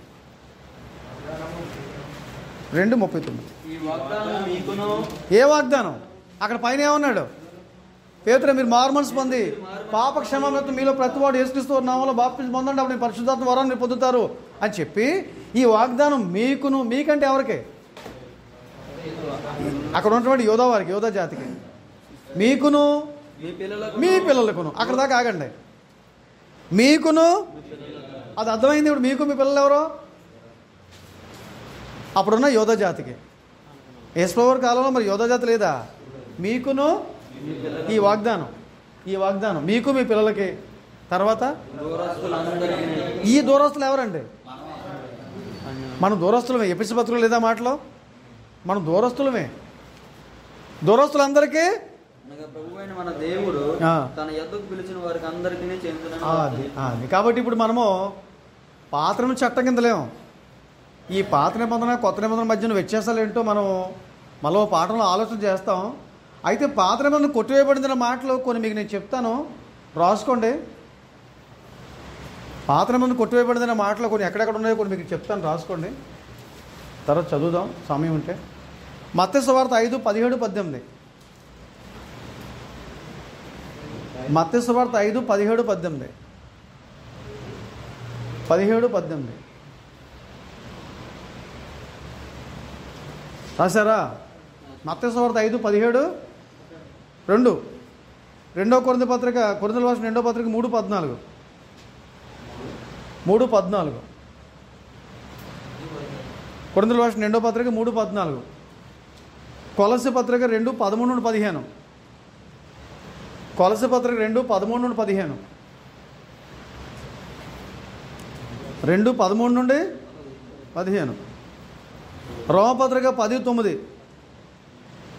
రోమపత్రిక 10:9. ఆ 10:9 తిన్నగా ఏం రాస్తారంటే వచ్చిన రాయండి, మళ్ళీ దాన్ని తిన్నగా రాయండి. యోహాను సువార్త 19:28-30, యోహాను 19:28-30, రోమ 10:9 రాశారు. దాన్ని తిన్నంగా ఏం రాస్తారంటే యోహాను సువార్త 19:28-30 రాయండి. అర్థం లేదా? తర్వాత ఎఫెసీ పత్రిక 2:14-17, ఎఫెసీ పత్రిక 2:14-17, 2:14-17, ఎబ్రీ 10:9, ఎబ్రీ 10:9, మత్తయి 5:17-18 చదవండి. రాస్తారే వచనాలు? ఎబ్రీ 10:9, మత్తయి సువార్త 5:17-18 వచనాలు చదవండి ఎవరైనా గట్టిగా. యేసు వారు ఎందుకు వచ్చారంటే, దీన్ని చాలా మంది అపార్థం చేసుకుంటున్నారు. ఆయన ఎందుకు వచ్చారని చెప్తున్నారంటే, ధర్మశాస్త్రం ఆయనను ప్రవక్తలు వచ్చిన నేను కొట్టివేయడం రాలేదు, మరి ఎందుకు వచ్చాను ఆయన? ఎందుకు వచ్చావు ప్రభు నువ్వు? దాన్ని నెరవేర్చడానికి వచ్చాను నేను. మరి నెరవేర్చాడా?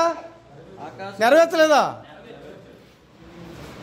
నెరవేర్చిన తర్వాత ఏమైంది చెప్పండి. అది ఇప్పుడు బ్రదరు అమౌంట్ ఇచ్చారు నాకు, నేను మీకు ఏమి ఇచ్చాను? ప్రామిసర్ నోట్ ఇచ్చాను, మీ డబ్బులు మీకు ఇచ్చేసాను. ప్రామిసర్ నోట్ ఏమవుద్ది ఇప్పుడు? మీ దగ్గర ఉంచండి ఇంకాను. ఉదాహరణ చెప్తున్నాను బ్రదరు. దాన్ని ఏం చేయాలంటున్నాను? నేను ఇచ్చిన తర్వాత మీకు డబ్బులు ఇచ్చేసిన తర్వాత చెప్తున్నాను నేను. అది ఇంక పని చేస్తుందా?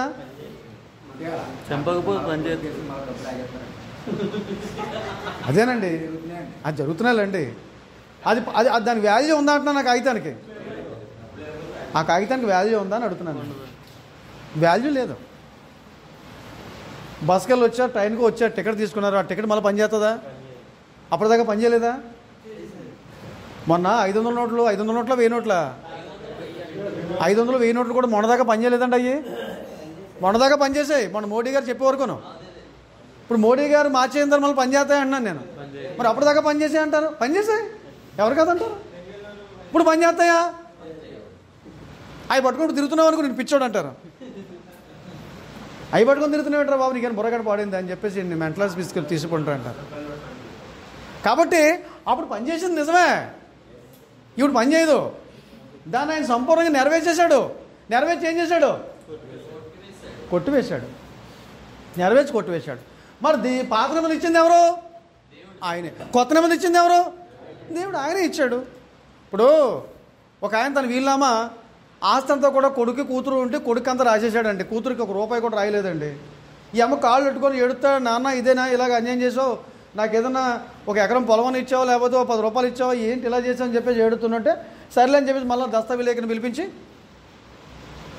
నా కూతురు కూడా నాతో సమానం, నా కొడుకుతో సమానం అని చెప్పేసి సరిసగం అని చెప్పేసి రాసేసి మరో వీలునామా తయారు చేసి రెడీగా ఉంచాడు. ఇప్పుడు అతను చనిపోయిన తర్వాత వీలునామా అమల్లోకి వస్తుంది. ఏ వీలునామా అమల్లోకి వస్తుందో మీరు చెప్పాలా? మొదటిదా రెండోదా? మొదటిదా రెండోదా? ఒకళ్ళు మొదటిది అంటున్నారు, ఒకళ్ళు రెండోది అంటున్నారు. మీరు ఏమంటారు బ్రదరు? రెండోదేనండి. మొదటిది పని చేయదా? ఆ మొదటిది పని చేస్తే రెండోది ఎందుకు రాస్తాడు? అందులో లోపాలు ఉన్నాయనే కదా రెండోది రాశాడు. రెండోది పని చేస్తే ఆ రెండోది ఏదండి? మొదటిది ఏదండి? ఇది మొదటిదే, ఇది మొదటిదే, ఇది రెండోది. ఇంకా వీలునామా పట్టుకొని తిరుగుతుంటే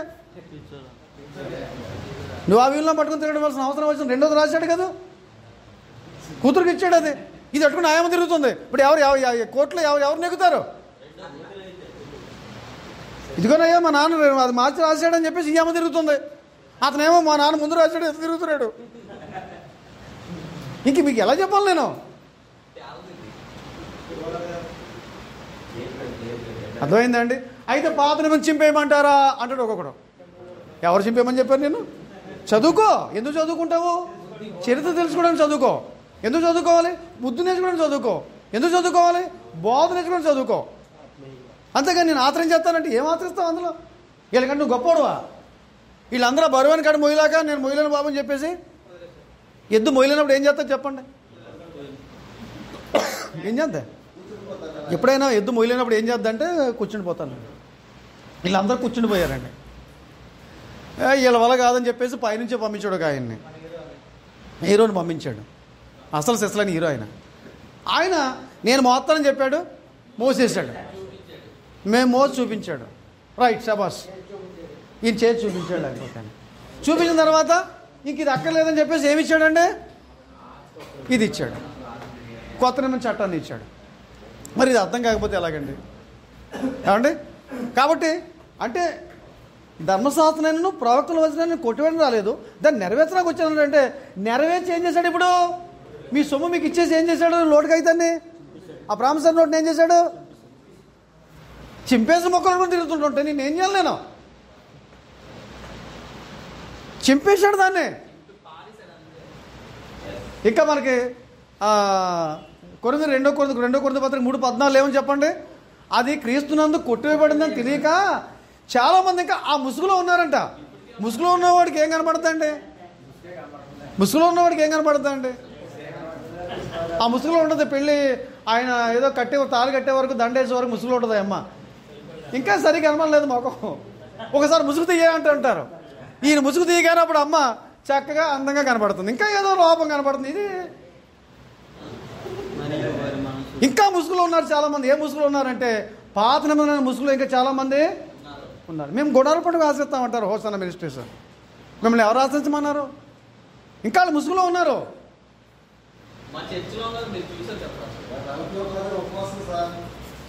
ఏమండి? 40 రోజులు ఉపవాసం అది ఎక్కడ ఉందో మరి? 40 రోజులు ఉపవాసం.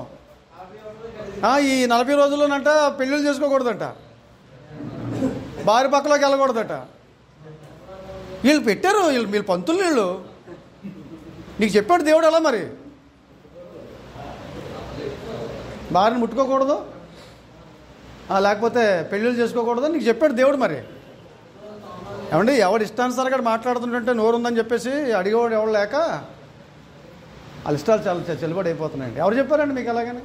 పెళ్ళిళ్ళు చేసుకోవద్దని ఎవరు చెప్పారు? శ్రమదినాల గురించి ఎక్కడ ఉంది బైబిల్లో?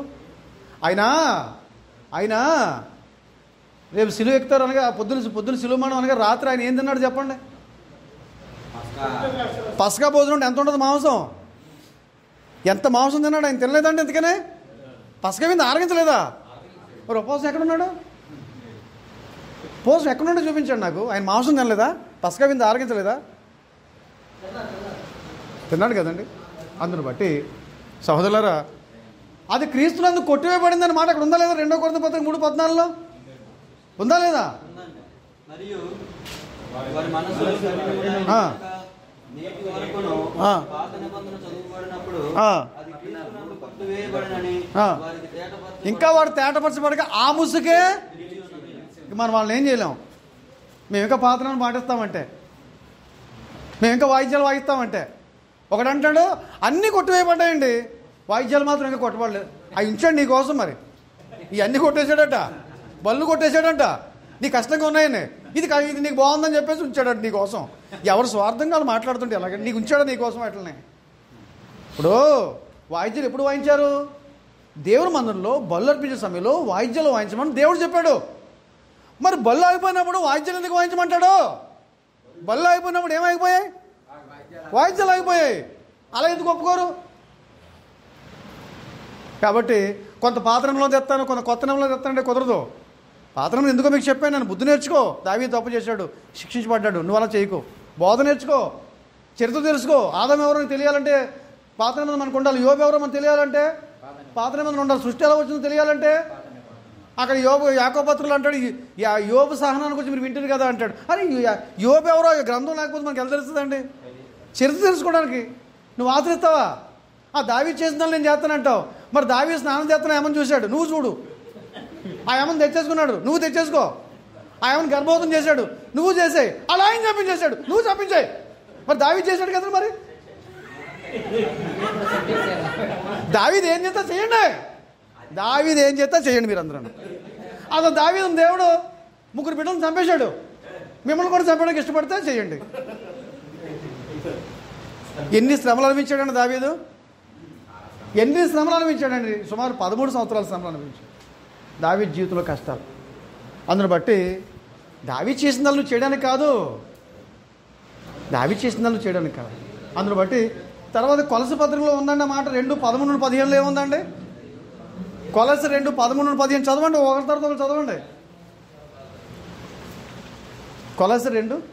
మరియు అపరాధముల వలన శరీరమందు సున్నతి పొందకుండుట వలన మీరు మృతులై ఉండగా దేవుడు వ్రాతరూపమైన ఆజ్ఞల వలన మన మీద రుణముగాను మనకు విరోధంగాను నుండిన పత్రమును, ఏదో పత్రం, ధర్మశాస్త్రం, ఆ పత్రమును మేకులతో సిలువ కొట్టి దాని మీద చేవ్రాతను తుడిచివేసి చేవ్రాతను తుడిచేసి మనకు అడ్డం లేకుండా ఎత్తేసాడండి. అపరాధములన్నిటిని క్షమించి ఆ. ఆయనతో కూడా మిమ్మల్ని జీవింపజేసాడు. అది కాబట్టి ధర్మశాస్త్రం కొట్టివేయబడింది. కొట్టివేసిన మాట అక్కడ ఏమి లేదా బ్రదరు? ఉందండి, చదవండి ఆ మాట ఒకసారి చదవండి, నాకు హైలైట్ చేయాలి దాన్ని. దేవుడు వ్రాతరూపకమైన ఆజ్ఞల వలన మన మీద రుణముగాను మనకు విరోధంగా నుండిన పత్రమును మేకులతో సిలువకు కొట్టి సిలువకి ఏం చేశాడు? కొట్టివేశాడు, కొట్టేశాడు. ఆ తర్వాత రోమా 10:9 అదేమనగా 10:9 యేసు ప్రభువని నీ నోటితో ఒప్పుకొని దేవుడు మృతుల్లో నుండి ఆయనను లేపినని నీ హృదయమందు విశ్వసించిన యెడల నీవు రక్షింపబడదు. ఏలయనగా నీతి కలిగినట్లు మనుషుడు హృదయంలో విశ్వసించును, రక్షణ కలిగినట్లు. ధర్మశాస్త్రం సమాప్తి అనే మాట అక్కడ లేదండి.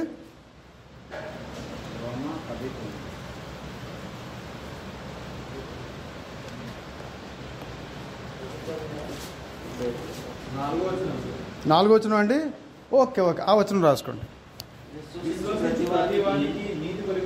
నాలుగో వచనం రాసుకోండి. అది ధర్మశాస్త్రం కానీ ఏం చేశాడు చెప్పండి? ఎప్పుడు సమాప్తమైంది ధర్మశాస్త్రం? ఎప్పుడు సమాప్తమైంది? అక్కడ మనము యోహాను సువార్తలో కూడా వచనం కూడా మీకు ఇచ్చాను. ఏంటది? 19, 28 వచనం, 30 వచనాల్లో యేసు శిలువ మీద పలికిన 7వ మాట ఏంటి చెప్పండి? సమాప్తమైంది అన్నాడు. ఏమి సమాప్తమైంది? అదిగో ధర్మశాస్త్రం ముగించబడింది, సమాప్తమైంది అన్నాడు. ఆ మాట చదవరా ఈ గుడ్ ఫ్రైడే రోజున? సమాప్తమైందన్న మాట చదవరా? ఏడు సమాప్తమైందో తెలియదు. ఏడు సమాప్తమైంది. తర్వాత ఎఫెసీయుల పత్రిక 2:14-17. ఎఫెసీయుల పత్రిక 2:14-17. ఆయన మన సమాధానమయ్యండి మీకును మాకును ఉండిన ద్వేషమును అనగా ఇది రూపకమైన ఆజ్ఞలు గల ధర్మశాస్త్రమును తన శరీరమందు కొట్టివేయట చేత. శరీరం అందు ఏం చేశాడు ఆయన? కొట్టివేశాడు. మధ్యగోడను పడగొట్టి. యూదులకిని అంజులకి మధ్యలో గోడ ఉందండి. ఏంట గోడ? యూదులు అంజులు ముట్టుకోరు. ఈ యూదులకి అంజులకి మధ్యలో గోడ ఉంటే ఈయన వచ్చేసేటండి గోడని. ఒకసారి అన్నదమ్ములు ఇద్దరు గోడ కట్టేసుకుంటారు మధ్యలోను.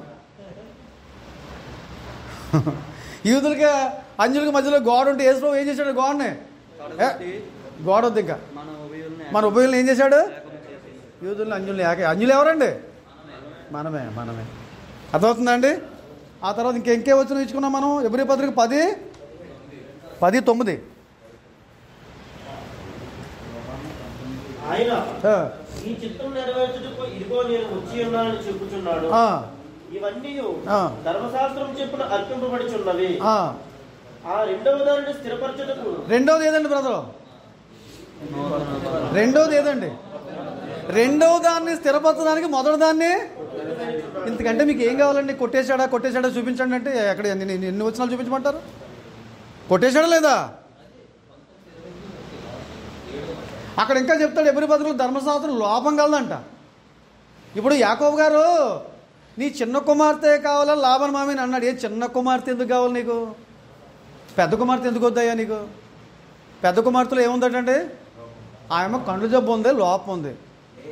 లేయా నాకు పెద్ద కుమార్తె వద్దన్నాడు. పెద్ద కుమార్తెను చేసుకోవడానికి కావాలని అడగలేదు. ఎవరిని కావాలని అడిగాడు చెప్పండి? నాకు చిన్న కుమార్తె కావాలన్నాడు. చిన్న కుమార్తెని ఇచ్చాడా మామయ్య? ఈ దొంగ మామయ్య పెద్ద కుమార్తె ఇచ్చి పెళ్లి చేసేసాడు, మోసం చేశాడు. పెళ్ళిళ్ళు మోసాలు ఎలా జరుగుతుంటాయి. ఆ తర్వాత మళ్ళీ ఆ చిన్న కుమార్తె కోసం మళ్ళీ ఇంకో 7 సంవత్సరాలు కొలువు. నేను అంటాను 7 కాదు, ఇంకో 70 సంవత్సరాలు చేస్తాడు. 7 కాదు, బతినంతకాలం చేయమని చేస్తాడు. మొత్తానికి తనకి ఏం కావాలా? అంత చిన్న కుమార్తెకి అంత ఎందుకు ఇష్టమైంది? ఆ అమ్మ కళ్ళు చాలా అందంగా ఉన్నాయి, ఆమె చూడడానికి చాలా అందంగా ఉంది, ఆ అమ్మని నువ్వు బాగా ఇష్టపడుతున్నావు, సంతోషం. ఎందుకు చెప్పాను మీకు ఏమైనా అర్థమైందా? పెద్ద కుమార్తె ఎవరో జబ్బు కళ్ళు కలిగింది, అర్థమైంది మీకు ఇప్పుడు. ఆ జబ్బు కళ్ళు కలిగింది పాత నిబంధన. ఆ అందమైన అమ్మాయి ఎవరో చెప్పండి, కొత్త నిబంధన. ఈ కొత్త నిబంధన కోరుకోకండి, నాకు ఆ జబ్బు కళ్ళు కలితే కావాలంటే నిన్ను ఏం చేయాలి నేను? నీకెందుకమ్మా? నీకు కావాలా అమ్మా? ఆ అమ్మే ఒకవేళ అందంగా ఉంటుంటే ఈ అమ్మాయిని చేసుకుంటాడా? ఆ అమ్మాయి ఒకవేళ రాహేలు మొదటి కూతురు అనుకుందాం కదా, మళ్ళీ అనమాట. రాహేలు మొదటి కూతురు, లేయా రెండో కూతురు అనుకుందాం. అర్థమైందా అండి? లోపలేనా ముందామా అనుకుందాం. అప్పుడు ఆమెను ఏం చేసుకుంటే ఏం చేస్తాడు అతను? లోపలికి రెండోది అనుకుందాం, కొంచెం మార్చండి. లేయా మొదటిది, రాహేలు చిన్నది. ఇప్పుడు రాహేలు మొదటిది, లేయా చిన్నది అనుకుందాం కాసేపు. అప్పుడు ఎవరిని పెళ్లి చేసుకుంటాడు? అయితే అతను కావాల్సింది ఏంటి చెప్పండి? నేను చేసుకున్న అమ్మాయిలో ఏ లోపమో, రాహేలు ఎలాగైతే కోరుకున్నాడో ఆ అందమైన అమ్మాయిని, ఆ లోపం కలిగిందని వద్దని ఎలాగైతే అన్నాడో, ఈరోజు మనం నేర్చుకునే ఇక్కడ ఆత్మీయ పాఠం ఏంటంటే ఆ లోపం కలిగినటువంటి ధర్మశాస్త్రం మనకు అక్కర్లేదు. మరి ఏది కావాలి మనకు? లోపం లేనటువంటి క్రొత్త నిబంధన కావాలని కోరుకోవాలా? అందులో కొంత ఆచరిస్తాను, ఇందులో కొంత ఆచరిస్తాను అంటే ఇందులో నీకు ఆచరించడానికి ఏమీ లేదు. ఒకవేళ నువ్వు ఆచరించాలనుకుంటే ఈ 613 ఆజ్ఞలు పాటించాలి. నువ్వు పాటించగలవా? నీ వల్ల చేతనవుద్దా? ఎవరి వల్ల చేత కాలేదే, నీ వల్ల ఎలా చేతనవుద్దండి? ఇది ఎవరి వల్ల చేత కాని పని. నేను మోసేస్తానంటే దానికి అర్థం ఏంటి చెప్పండి? నువ్వు మోయలేంది ఇది, అది బరువైన కాడని చెప్పాడు. ఎవరన్నా మోద్దామని చూసారు, ఎవరు అందరూ సతులు పడిపోయారు, మోయలేకపోయారు. మీకు అంత బరువైన కాడు ఎందుకు? నీకు సులువైన కాడిస్తాను, నా కాడు మోయడం చాలంటే ఈ కాడు వద్దంటున్నారు, ఈ కాడు వద్దంటున్నారు. ఆయన కాడు సులువైందేనండి. అక్కడ మన దేవునికి ఏమైనా మనం ఎద్దులు మేకలు ఎత్తున్నామా? డబ్బులు ఏమైనా ఖర్చు పెట్టి ఏమైనా వస్తున్నామా? సులువు కాదండి ఇది. వాళ్ళకి అలా సులువుగా ఉందా? ధనవంతులు అయితే ఎద్దుల్ని మేకల్ని గొర్రెలను ఇవ్వాలి, పేదోళ్ళు అయితే గువ్వల్ని పావురాలని ఇవ్వాలా? కనీసం గువ్వలు కొన్నాక మన డబ్బులు ఉన్నాయా? తర్వాత యెరూషలేము వెళ్ళాలి పురుషులు అందరూ సంవత్సరానికి ఎన్నిసార్లు? మరి గుడాల పండుగ చేసేవాళ్ళు ఎక్కడికి వెళ్తున్నారు? ఎక్కడికి వెళ్ళాలి? గుడాల పండుగ చేసేవాళ్ళు ఎక్కడికి వెళ్ళాలా? యెరూషలేము వెళ్తున్నారా? ఎక్కడ? గుంటూరు వెళ్తున్నాం చెప్పి. గుంటూరు బైబిల్లో ఉందా? నువ్వు రాసేసుకున్నావా గుంటూరు అని? ఎక్కడికి వెళ్ళమని ఉందండి? పస్కా పండుగ, పెంతెకోస్తు పండుగ, గుడాల పండుగ. ఇశ్రాయేలుకి 3 పెద్ద పండుగలు. ఈ 3 పండుగలకి సంవత్సరానికి 3 సార్లు ప్రతి పురుషుడు ఎక్కడికి వెళ్ళాలి? ఇప్పుడు మనం యెరూషలేము వెళ్ళి రాగలమండి కాస్త మళ్ళీ మనం కూడా వెళ్దాం అనుకున్నాం. ఒకవేళ యెరూషలేమా పక్కనున్న అమలాపురం వెళ్ళకపోతున్నాం డబ్బులు లేక, తుని నుంచి అనకాపల్లి రావడం డబ్బులు లేక రాలేకపోతున్నాం. యెరూషలేము వెళ్ళిపోతావా? మరి రూలుగా అయితే వెళ్ళాలి. మరి అది బరువైన కాడే. నువ్వు వెళ్ళలేవురా బాబు, అనకాపల్లి చాలు, నువ్వు యెరూషలేము రాక్కర్లేదు, అనకాపల్లి రా, లేకపోతే ఇంకా మీ ఊర్లో ఉన్న సంఘానికి రా చాలు, నువ్వు ఎక్కడికి వెళ్ళక్కర్లేదు, ఆ ఊర్లో నీ పక్కన ఉంది చర్చ్ బిల్డింగు, అక్కడ రా అంటే అబ్బాయి నేను యెరూషలేము వెళ్తాను. నిన్నెవడు వెళ్ళమన్నాడు యెరూషలేము? అక్కడ గోడ ఉందంట, రాత్రి చెప్పాను కాదు, ఈ బుర్ర భద్రేశ్వరాలు కొట్టుకుంటారు దాని మీద, ఇలా కొట్టుకుంటే రక్తం కావాలట. నిన్ను ఎవరు కొట్టుకోమన్నారు? వాళ్ళు ఏడ్చిన కారణం వేరు, ఇరిమే ఏడ్చిన కారణం ఎందుకంటే మళ్ళీ నాయన మాకు మళ్ళీ తిరిగి పునఃస్థితి. ఇప్పుడు నీకు మళ్ళీ ఇమ్మనా? మళ్ళీ ఇంకా గోడ కట్టించమనా? మళ్ళీ యెరూషలేము కట్టించమనా? దేవాలయం కట్టించమనా? ఇప్పుడు నువ్వెందుకు ఆడవాలా? ఆ గోడలకు నీకు పని ఏంటి? ఎందుకని నువ్వు వెళ్ళాల్సిన అవసరమే ఉంది. యెరూషలేము వెళ్ళామని చెప్పి కొంత గొప్పలు చెప్పుకుంటుంటారు. యెరూషలేము నిన్నెవరు వెళ్ళమన్నారు? ఈ 3 పండ్లకు వెళ్ళగలరా? అందును బట్టి బరువైన కాడికి తీసేసి మనకి తేలికైన కాడి ఇచ్చాడు. ఈ కాడి కింద మనం ఉందాం. ఏమైనా అర్థమైందండి? ఎన్ని నియమాలు ఉన్నాయండి? ఇప్పుడు మనం ఏ నియమం కింద ఉన్నాం చెప్పండి? ఏ నియమం కింద ఉన్నామండి? జీవనిచ్చు ఆత్మకి నియమం అంటే కొత్త నిబంధన